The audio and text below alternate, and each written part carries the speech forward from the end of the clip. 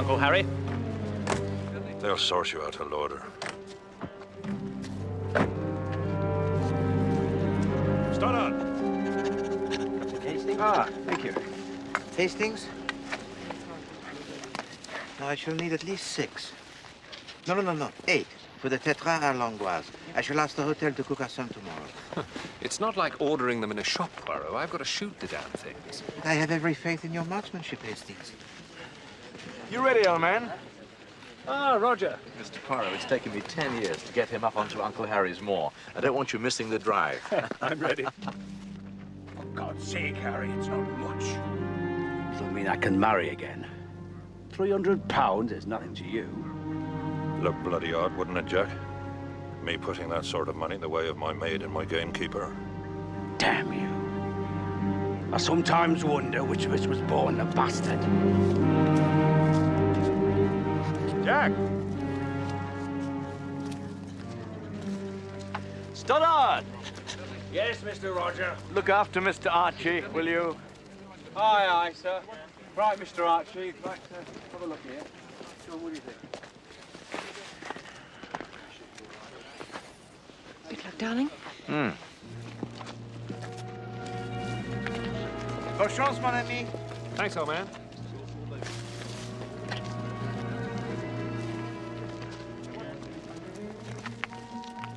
Good shooting, Archie. Thanks, Zoe.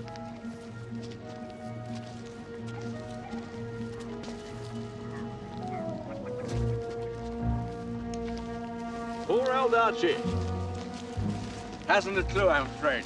He's your cousin, isn't he? Yes. Should have seen the guns he turned up with.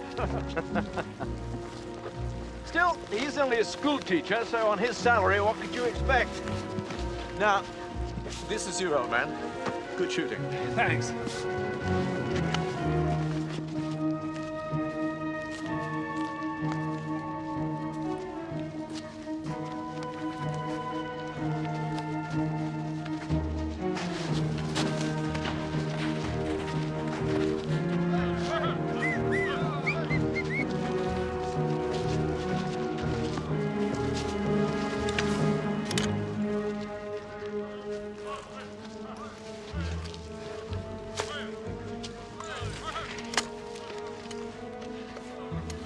Into your shoulder.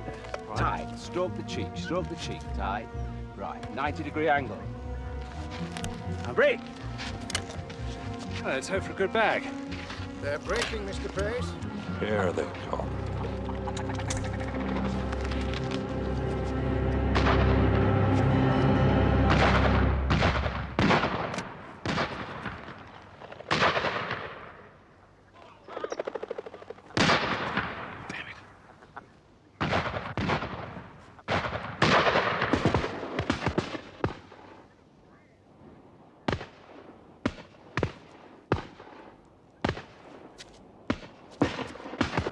Monsieur Poirot.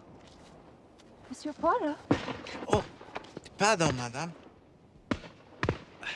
The popping, you know. But why did you come, Monsieur Poirot?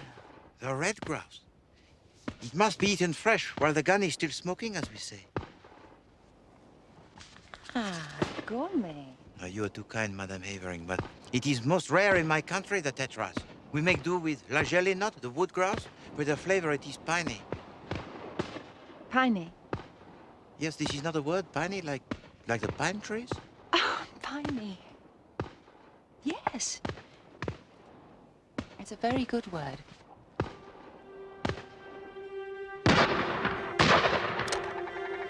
Here we are, sir. Slow, quick.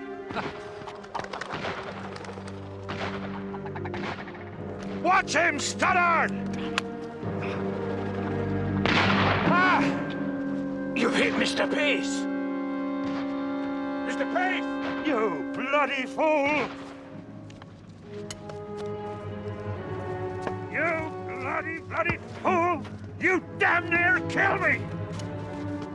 And what the hell were you doing, Stoddard? You were supposed to be looking after him. Call yourself a gamekeeper? You can't even pass muster as a nursery maid. Oh, will you give me a handkerchief?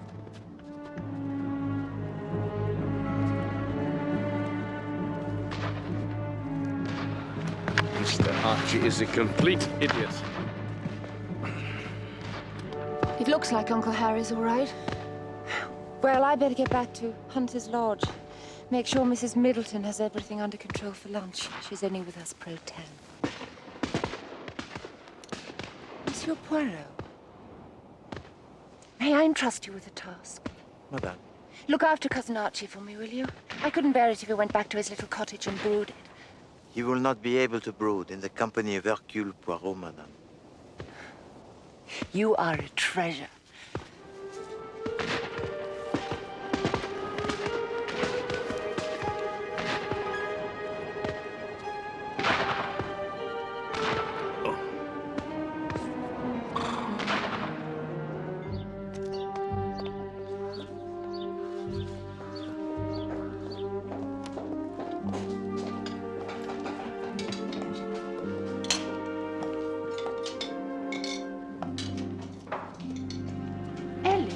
Where's Mrs. Middleton? Up in her room, Ma'am. She done most of it. She left us a note to get on setting it out. She's impossible. Still, it all looks very nice. Thank you, Ma'am. Thank you, Ma'am. I'm going to lie down for a moment. I've got a wretched earache. The wind up there's like a knife. It's been snowing up on the moor, you know. Others will be here in about half an hour. Mrs. Middleton?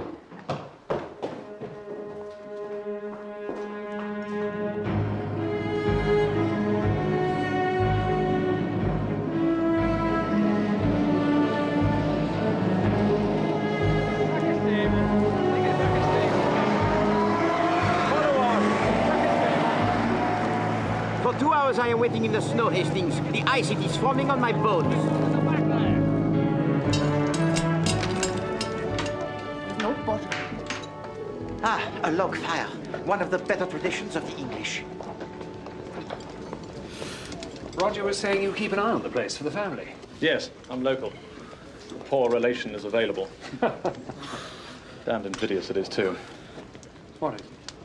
Some of my pupils' families live 6 to a room. This place lies empty 40 weeks of the year.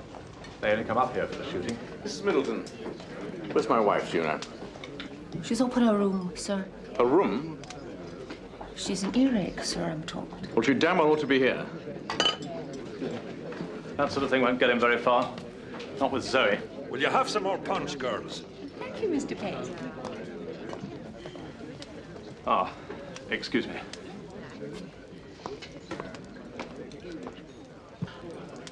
Uncle Harry, I'm really sorry about your hand. Don't think I'll take up grouse shooting as a career. Delighted to hear it. A fella asked me the other day, a bolshy, you know, asked me, had I actually made anything during my worthless life? Certainly, I said. I made a lot of friends, I made a lot of enemies, and I've made a lot of money.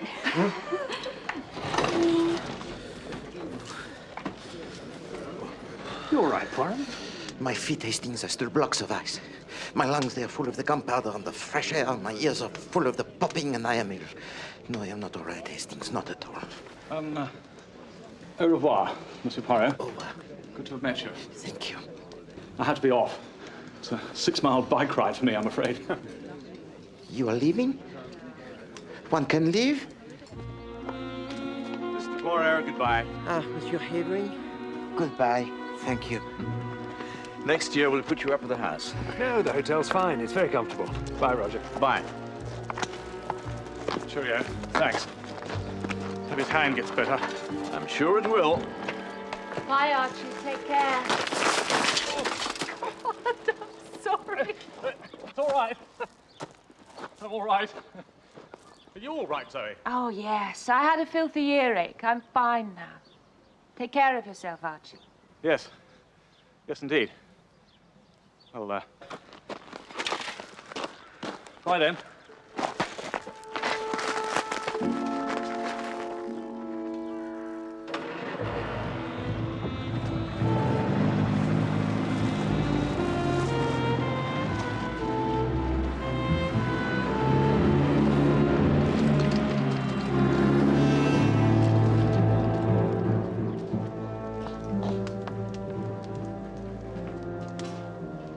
I'll get myself ready, then I'll be off to London. I should make the 5 o'clock. Darling, couldn't you catch the 6:15? Why? Mrs. Middleton wants to go down to Stoddard's place to pick up some game. Oh, darling. She makes such a fuss. Bloody temporary staff. Don't know what that agency is playing at. Ellie has to walk 4 miles and you never hear her complaining. It would be so much easier if you gave her a lift. She'd only have to walk back. All right, all right. I'll do it. Mrs. Middleton? Joe, would you like a lift too? Mr. Haven could drop you off on the way to Mr. Stoddard's. Oh, thank you, Mum. Come along then.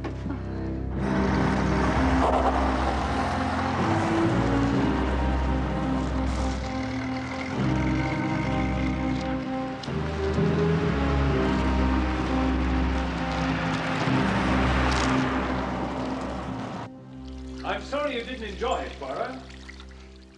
My enjoyment is yet to come, Hastings. I have given to the chef his instructions. What's that? Mon Dieu. Look at this, Hastings. I am a corpse waiting to die. I shall not survive to enjoy my tetra à l'angoisse.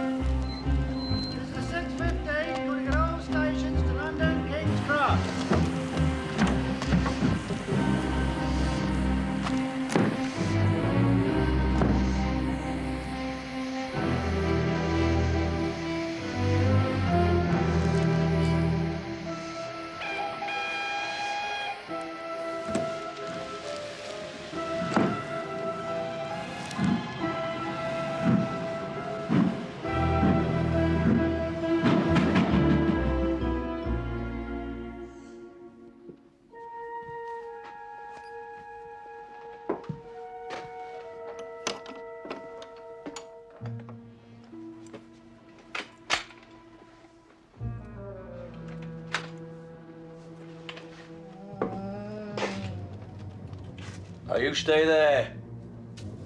You stay.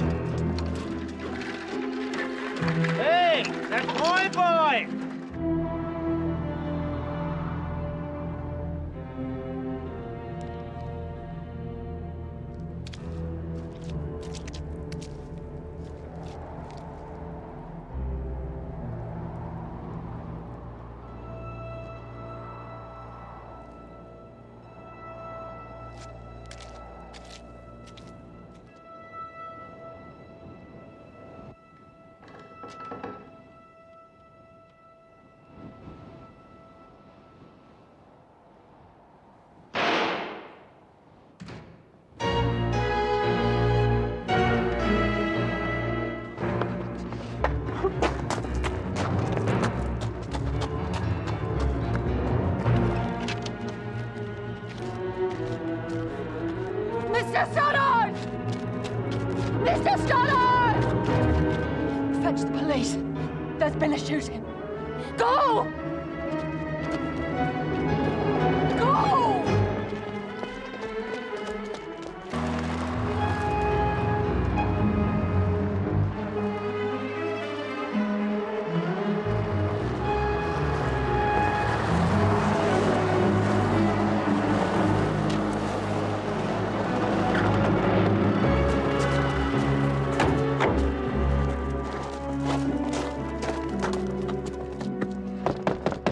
And you can confirm that this is Mr. Harrington Pace?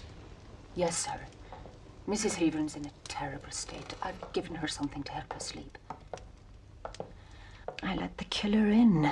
That's what I can't get over. Describe this man. He was wearing a big overcoat and he had a beard, a great bushy thing. He said he wanted to see Mr. Pace, so I showed him into the gun room like I always do with visitors. Yes? I went back into the living room and started clearing up, and then you heard the sound. The shot. Like someone knocking on the door of hell it was.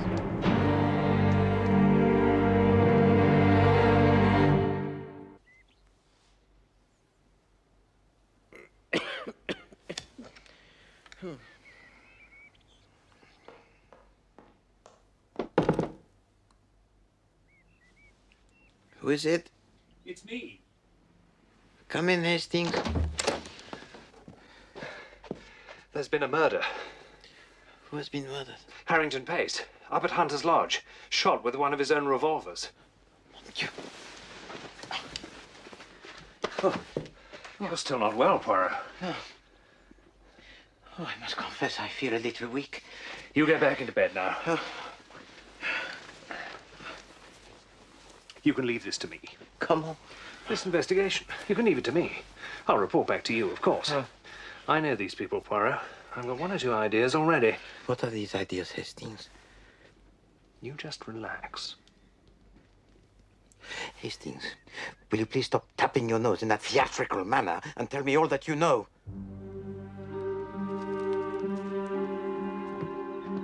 Don't seem to be able to find that Mrs. Middleton, Sarge. What do you mean, can't find her?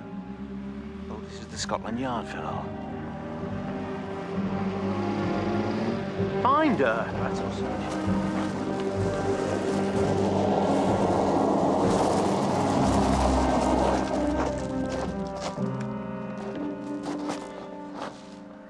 Jap, Scotland Yard. Sergeant Forgan, Ashby Pickard. Pleasant drive, sir. Are you trying to be funny? No, sir. Rich, was he the victim? Oh, yes, sir. Harrington Pace. Understood outside Newmarket. House in Belgravia, mooring at Monte Carlo. And who stands to benefit? Practically all of it goes to his nephew, Roger Avering. And where is he? Spent the night at his club in London. Yeah, we phoned him there. He's coming back on the first train, sir.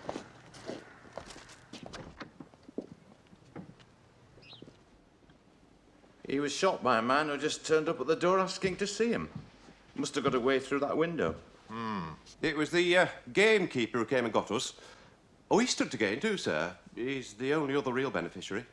Oh, yes. Pace left him £4,000. Did he, by God? Excuse me, Sergeant, but she's not on premises. She's definitely gone. Who's that? Well, the housekeeper, Miss Middleton. She showed a killer into the house. She's our chief witness. Better initiate a search. How many men have you got? Men, sir? Just the one, sir. Him. Well, you'll have to make optimum use of your resources, won't you? Sir?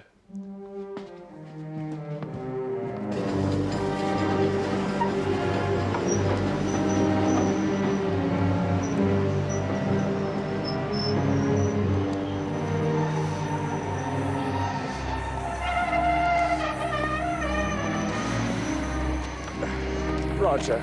What a terrible thing. I'm awfully sorry. Thank you. I must go straight to the lodge. Zoe needs me. I think we ought to pop in and see Poirot on the way. He's feeling a bit poorly, so I'm handling the case. But we must keep him informed. I am profoundly ill, as you can see, but I will do my best to assist. Thank you. One thing, Monsieur Havering, if you please. Yes? Pardon, but what were you doing when your uncle was killed? Oh, it's all right. Roger was on his way to London. I spent the night at my club. Police rang me there. It's a horrible business. You went to London by train? Yes, I caught the 6:15. You talked to anyone on the train? No. You arrived at your club at what time? About 10 o'clock. Actually, it was a bit later. I walked down from King's Cross. That's fine. Thank you. Hastings? We'll get on up to the lodge, Poirot. Very well, Hastings.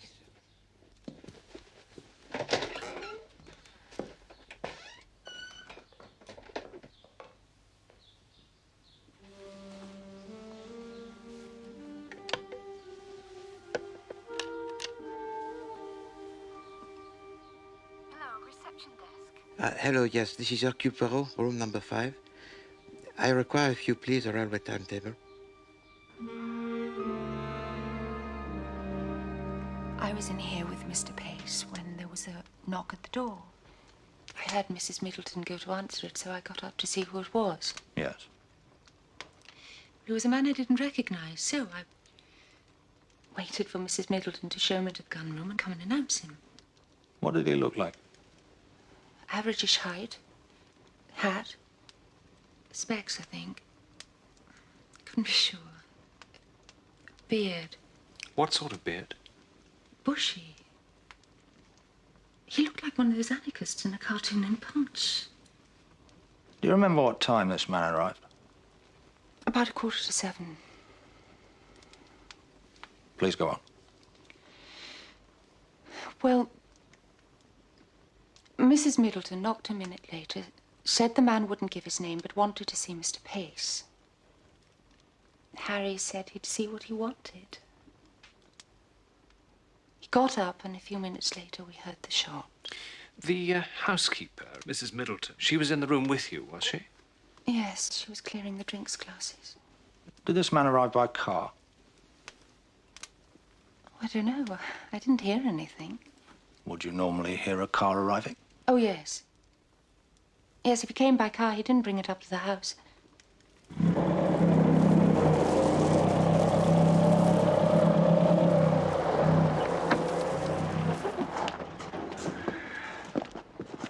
You carry on here. Yes, sir. This hotel of yours presentable, is it? Not too bad. I'll book myself in. What are their sandwiches like? Sandwiches? No idea. Tell you what, I put my money on this Middleton woman being in league with the killer. On her own admission, she shows the fellow in. Next morning, she's gone. Yeah, but she's the only person who's had a proper look at the killer. What if she saw through his disguise? Disguise? What disguise? Bushy beard and glasses. And suppose she saw who it was under the disguise. Perhaps we'd better start looking for another body, not a witness.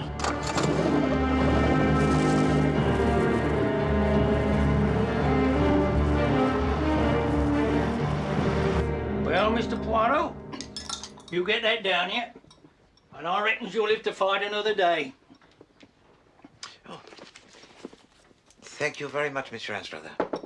Come in. Ah, Chief Inspector Judd. Hastings. This is Monsieur Anstruther of the London, Midland and Scottish Railway. Afternoon, gents. Well, if you'll excuse me, I have to get back. A railway don't run itself, you know. I'll drop in tomorrow with some more blackberry tea. Thank you very much. Oh, and don't forget my bike, will you? Certainly not. That bike means a lot to me, that bike does. Man and boy, I've had that bike. Au revoir. Pauvre Monsieur Anstruther. He is a man obsessed. Obsessed with what? His bike?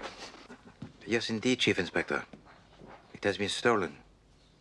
He is also obsessed with other things. He knows every final detail about the movements of the trains in and out of his little station. Oh, yes.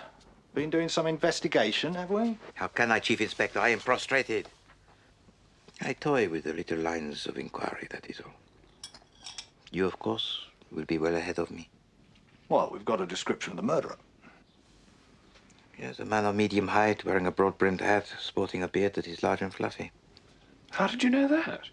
Because that is the description of the man who stole the bicycle of Monsieur Anstruther. It is essential that we find it, Hastings. No. Right. Find what? The bicycle. Also, I am most anxious to establish whether or not Monsieur Archie Havering had an alibi for the time that Monsieur Pace was shot. You didn't really like your uncle, did you? What are you implying? Look, I'm sorry about this. I'm afraid I have to ask you. Poirot wants to know what you were doing yesterday evening at the time of your uncle's death. How dare you? What on earth makes you think I'd want to kill a man like my Uncle Harry? I tell you, he was beneath contempt. Mean, selfish. You know Stoddard, the gamekeeper, is his half-brother. One of his father's bastards. Good Lord. His own blood.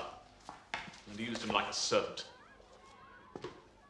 How did he get his money in the first place? I'll tell you. He cheated his partner in County Mayo, then used the money for profiteering in the war. And people liked him. He boasted about it and people applauded.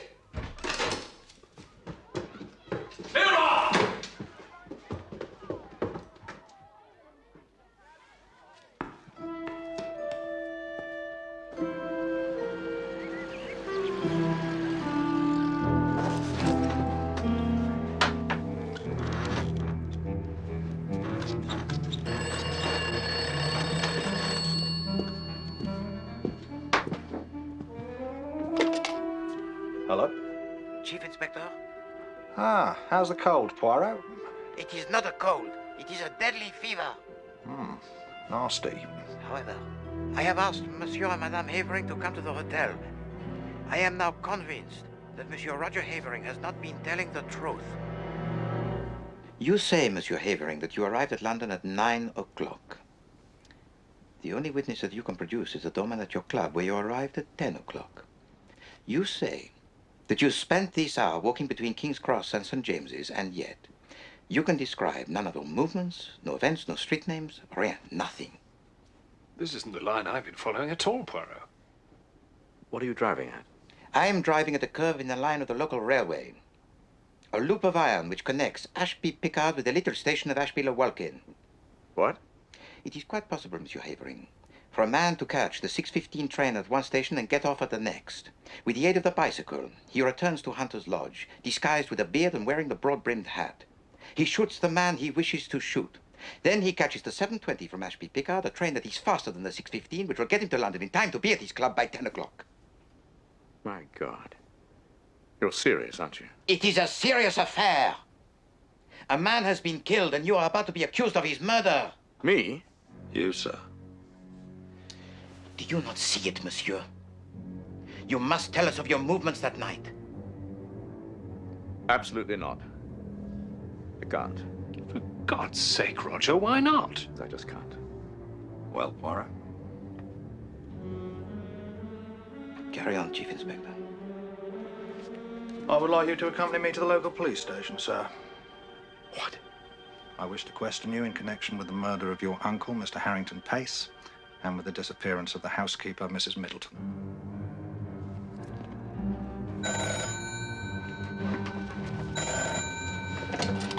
Yes?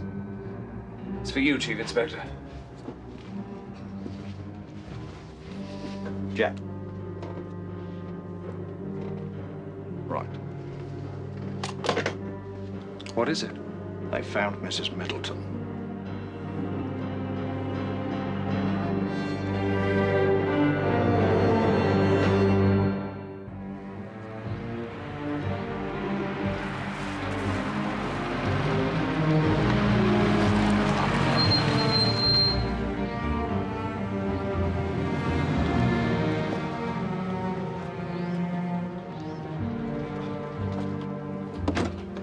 Not late, are we?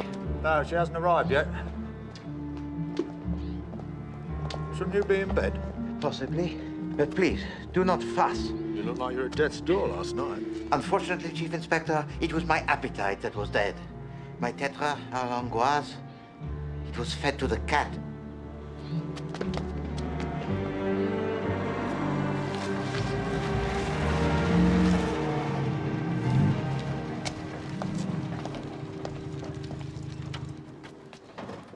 Mrs. Middleton? Yes, I'm Mrs. Middleton.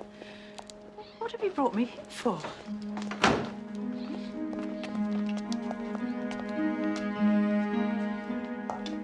The instructions from the agency were to go to Ashby-Pickard by train, and I'd be met there, and the engagement would be for 1 month. So I did. And I was met by a very nice Irish lady who... Irish? You sure? Oh, yes. She said she was Mrs. Pace, and she said there'd been an embarrassing mix-up. What sort of mix-up? She said they were cancelling the shooting this year and there was no household for me to keep. So anyway, she said she'd be grateful if I didn't say anything to the agency because she didn't want them to think she was unreliable, you know. And she was very generous. She said she'd give me 2 months' wages in lieu if I'd agree not to put myself back on the agency books for a full month. And you agreed? Yes. She seemed very nice.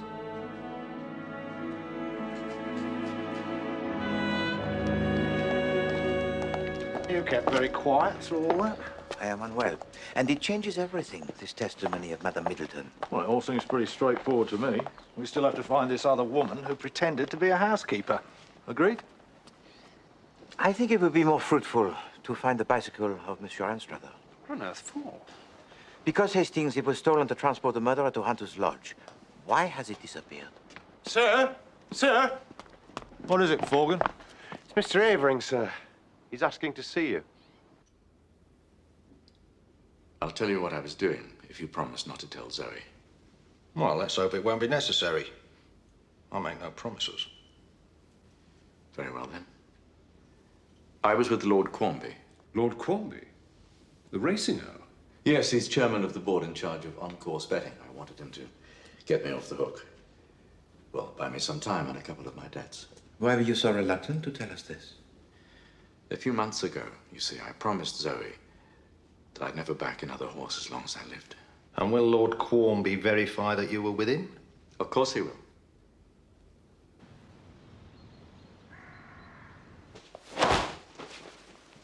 Tell me, Mademoiselle Joan, on the night of the murder, when was the last time that you saw Madame Middleton?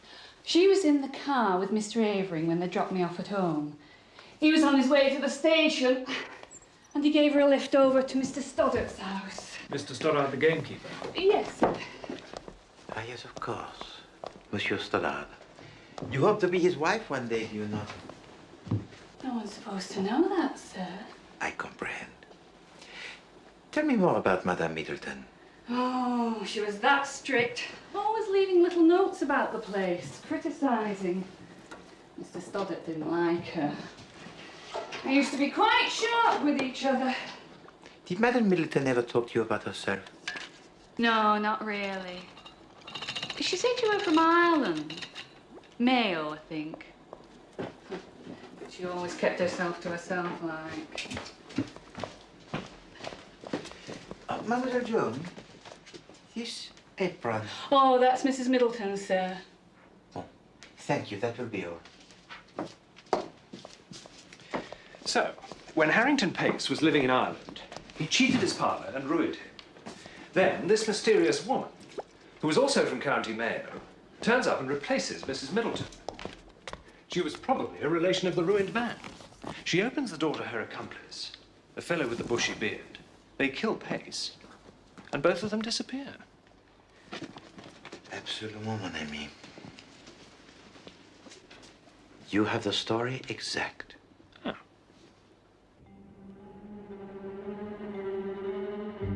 In your hot countries, of course, they use your gaze hound, hunts by sight. But with the moistness in our air, we favour a dog that hunts by scent. And I tell you, she's a prime example of that, aren't she, huh? She's the best of her kind, she is. That is most interesting. Tell me, Monsieur Stoddart, if you please, on the night that Monsieur Pace was killed, Madame Middleton came to your house to collect some game birds, did she not? No. Oh, you're right. I was expecting her. But she never arrived. I didn't see her till much later when she came running down lane to tell me about the shooting.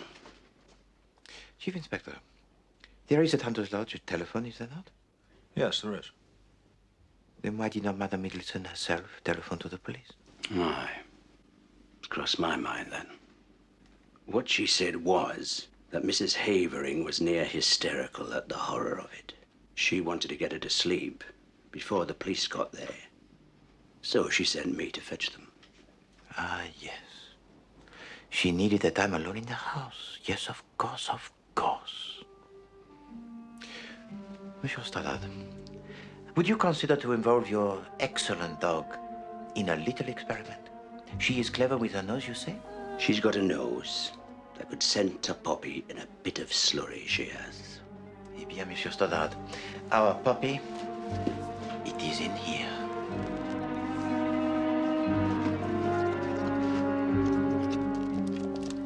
It is essential that we determine the whereabouts of the person who calls herself Madame Middleton. Easier said than done. Not a glimmer. Road, rail, local gossip, nothing. That's why I think... Hey up, hey up. What's the girl? What's the matter, girl, huh?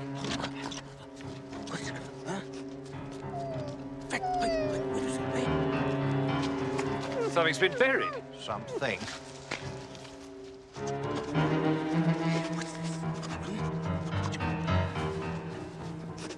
It's a coat. And a hat.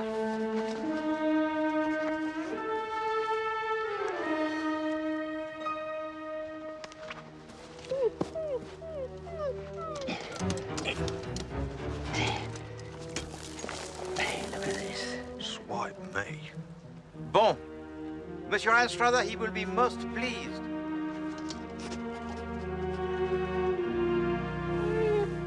What a clever dog.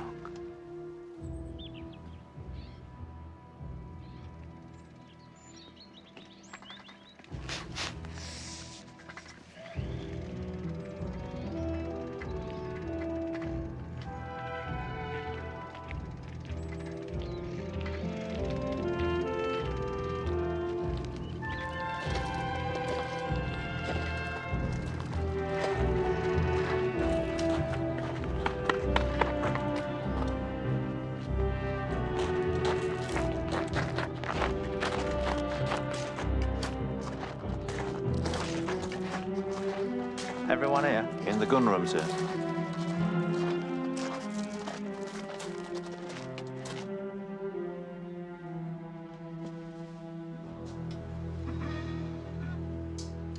Monsieur Harrington Pace was not a likable man.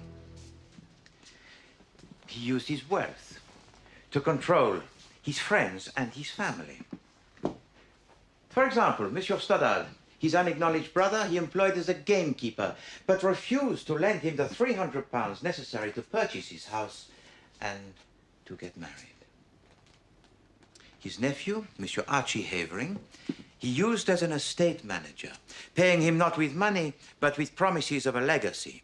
His other nephew, Monsieur Roger Havering, was also made to dance the attendance by assurances of wealth to come. There are, I think, here motives for murder. N'est-ce pas? Now, look here, Poirot. No, please, Monsieur Roger. I make not the accusations, I merely speculate. For instance, we know that you could not have possibly committed the murder. Because at 6:15, on that night, you were boarding a train for London.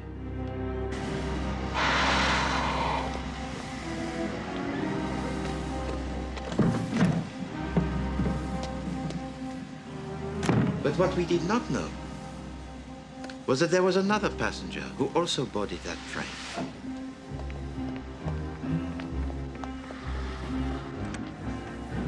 This person alighted from the train at the very next stop and stole the bicycle of my friend, Monsieur Anstruther. A curious thing to do, huh? Hey, that's boy! But the next thing that this person did was even more curious. He buried the bicycle. Then he buried all the necessary accoutrements of a bearded man. And turned himself back into Madame Middleton. Mrs. Middleton was the bearded man? But yes, Hastings. You see, we only have the word of Madame Middleton herself that a bearded man came to the house that night, but of course that was not true. No, I saw him. Madame Havering, if you please, we will come to that in a minute. It's as I've said all along. We've got to find this Mrs. Middleton. Well, may I suggest that you get on and do just that? So far, all you've done is ask impertinent questions and treat respectable people like a lot of criminals. Please, Monsieur Roger, do not be in such haste.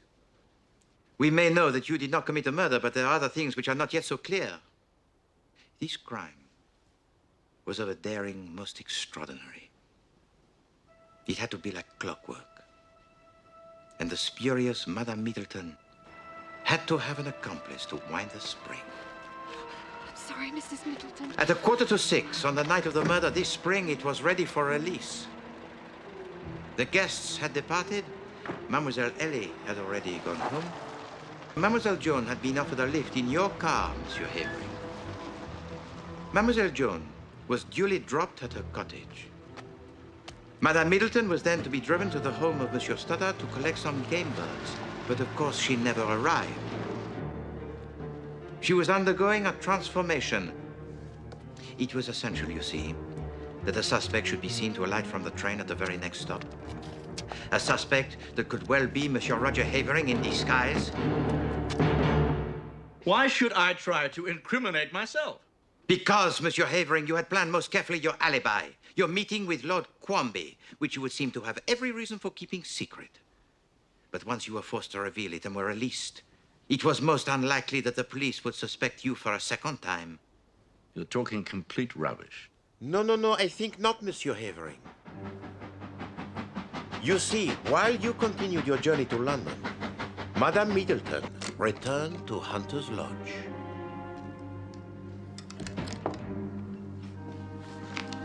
Your uncle was a very wealthy man.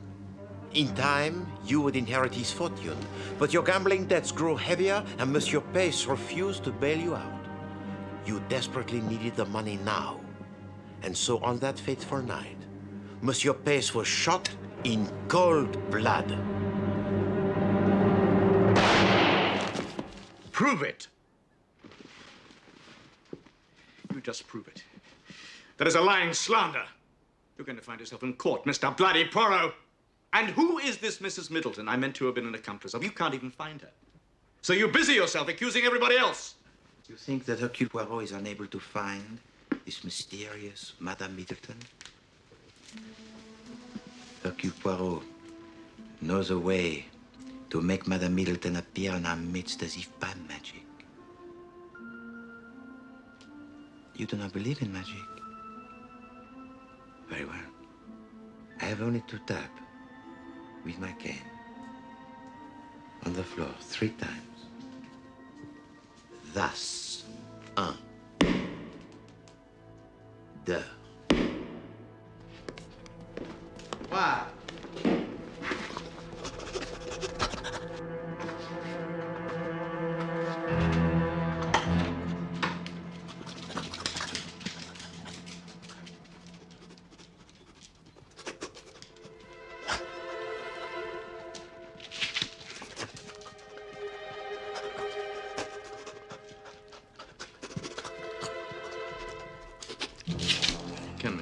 This charade. Chief Inspector? I don't know, sir. I've always enjoyed party games.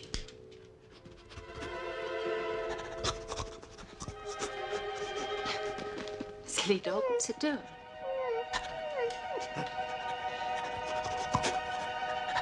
Will somebody take it away? Stop it! Stop it! It's all right, Zoe. Come on, Hugh! Don't know what your silly game is, but it seems to have gone horribly wrong. Now leave her alone! Zoe had nothing whatever to do with this Mrs. Middleton. On the contrary, Monsieur Archie. Madame Havering had a very close relationship with the housekeeper, Madame Middleton. The odd thing about it being was that they were never once seen together. This temporary housekeeper had only recently been employed for the family's stay at Hunter's Lodge. She left little notes for the servants and kept herself to herself. If the mistress was at home, the housekeeper was absent. When the housekeeper was downstairs, the mistress was in her room. And that is where, on the night of the murder, after she had been interviewed by the police, Madame Middleton disappeared forever from the face of the earth.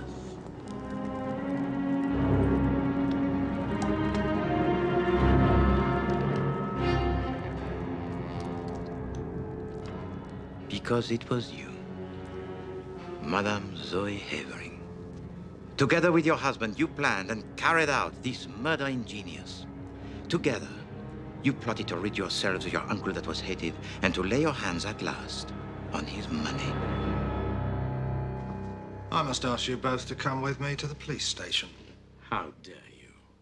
This has gone far enough. I do not intend to stand idly by. Oh, shut up, Roger.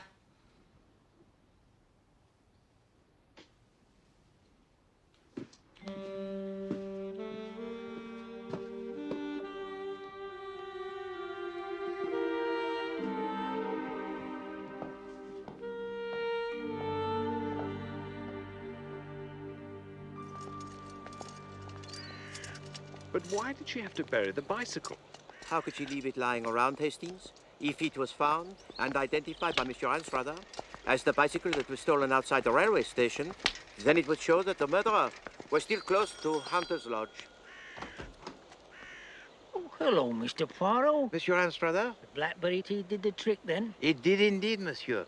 It also stimulated the little grey cells to such an extent that it enabled me to track down your bicycle. It's a bit of a blooming mess, isn't it? Yes, it got buried. Buried? Buried. It's all covered in mud and mould. Well, I regret that I did not have the time to clean it for you, monsieur.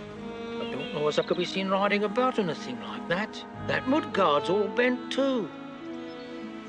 Monsieur Anstruther, do you or do you not want your bicycle? Oh, just leave it there. I'll see if the boy can do anything with it. Is this gratitude, Hastings? Is it for this that Hercule Poirot exerts his talents on behalf of the world? You expect gratitude? Don't make me laugh. Now you know what a real detective feels like. A real detective? The Chief Inspector Japp is truly most amusing, do you not think, Hastings? Oh, yes. Most amusing. For a policeman.